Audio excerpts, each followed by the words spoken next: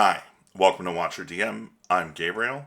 Today I am continuing my exploration of the Tome of Adventure Design, revised edition by Matt Finch, Mythmere Games.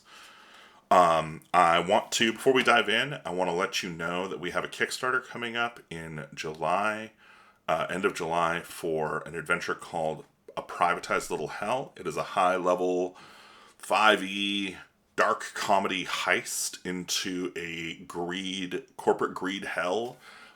It's really, really fun. We've got some amazing art by Lady Laurelie and some awesome writing, as always, from Austin Holm. We've been working on it for a couple of years, lots of playtesting and just refinement. And yeah, we really hope you will come and join us in turning it into a physical reality. You can find the link to the Kickstarter down in the doobly-doo. And let's get into the Tome of Adventure Design. So we are continuing our exploration of the second part of Chapter 3, which has to do with second part of Chapter 3 is dungeon design.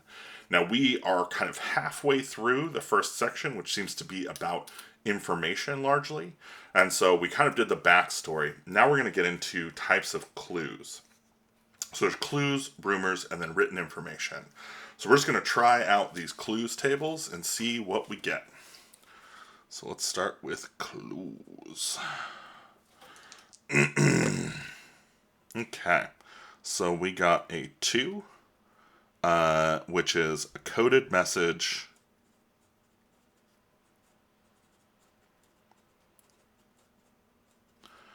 Particular recipient.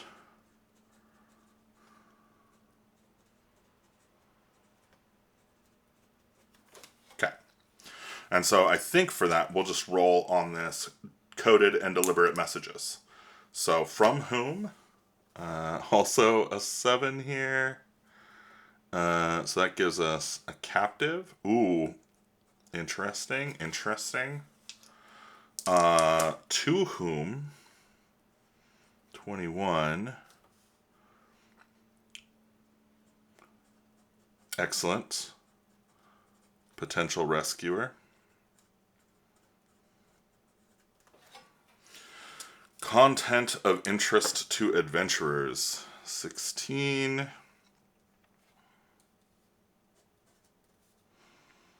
How to operate a piece of machinery. An elevator to another. Yeah.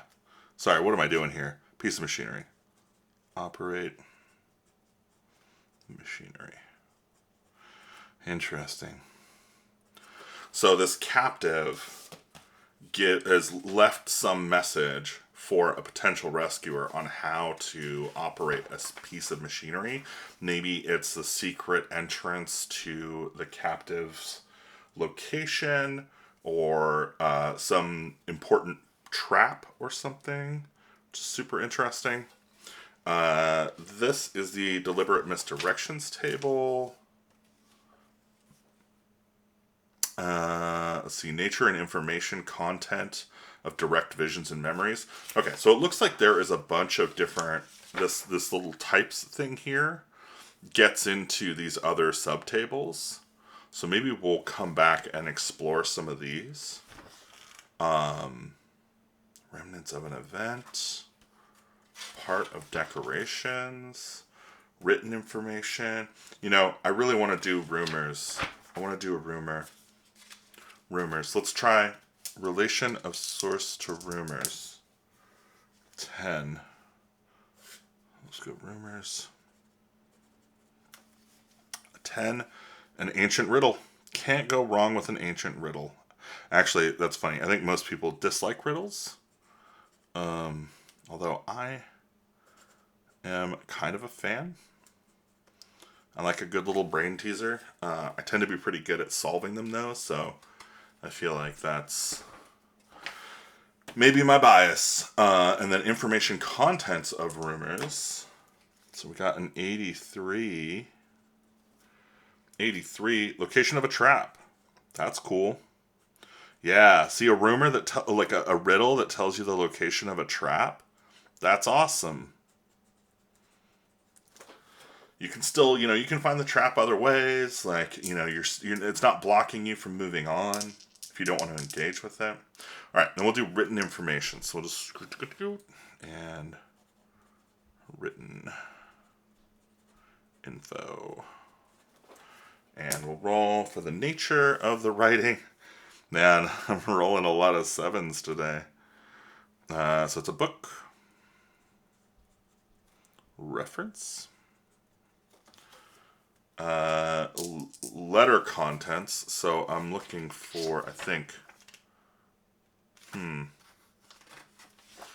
ownership papers. Interesting.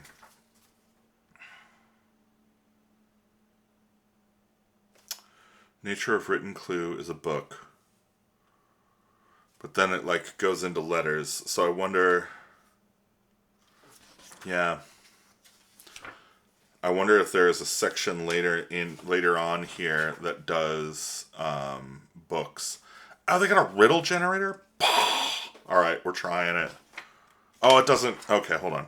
Let's just talk about the riddle generator. Also, this is a great resource right here. Just having some cool letter correlations with Elder Futhark-based Greek, and Otto Realm Phoenician.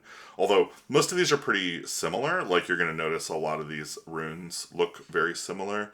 There's also some really cool like magical glyph texts you can find out there in the world that are definitely worth picking up. Just as with codes and ciphers, remember that what looks easy from behind the referee's screen is actually a lot harder for players to figure out. It is good planning to have the solution available somewhere else in the adventure, and never make solving a riddle the only way for players to proceed all the way through an adventure. The easiest way to create a riddle is to follow the steps below. Start with the answer you want, such as horse. Jot down the distinctive characteristics of the thing you've chosen as the riddle's answer. A horse, for example, has 4 legs, a mane, a tail, carries a rider, has hoofs, etc. This is a brainstorming step. Write down everything you can think of. Consider ways to describe these characteristics in a vague or poetic manner. For example, a horse is a landstrider. Because a person sits on it, it can be man's throne, and its iron-shod feet make sparks when they strike stone. Thus, landstrider, man's throne, sparks fly when I step to stone. Take a shot at putting a rhyme or two in the middle. It's not necessary, but the impact is far better. Cool. Nice riddle generating advice, Matt. Thanks for writing it. Our next video, we'll be getting into the map chunk of this, which I think is probably in the more important categories. Like, I think most people are really, when they think about a dungeon, they think about the map. So I'm glad we're getting there pretty quickly. So I'm going to put that in there. I'm going to seal this up. And I will see you in the next video. If you like this video, you should click like and subscribe. Hit the bell icon if you want to be notified when new videos come out. Also, if you want to support us, you can go to watcherdm.com, check out any of our adventures. We've got some free ones and some free role-playing games that we've made, like Kung Flurry is a really fun game you should check out.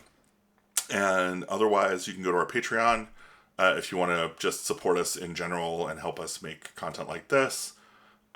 Thank you so much for playing. Like...